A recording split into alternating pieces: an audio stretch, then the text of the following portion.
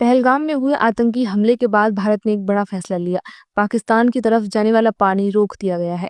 लेकिन सवाल ये है, क्या भारत सच में पाकिस्तान का पानी हमेशा के लिए रोक सकता है? चलिए समझते हैं। साल 1960 में भारत और पाकिस्तान के बीच सिंधु जल समझौता हुआ था, वर्ल्ड बैंक की मदद से। इस समझौते में 6 नदियां बांटी गईं।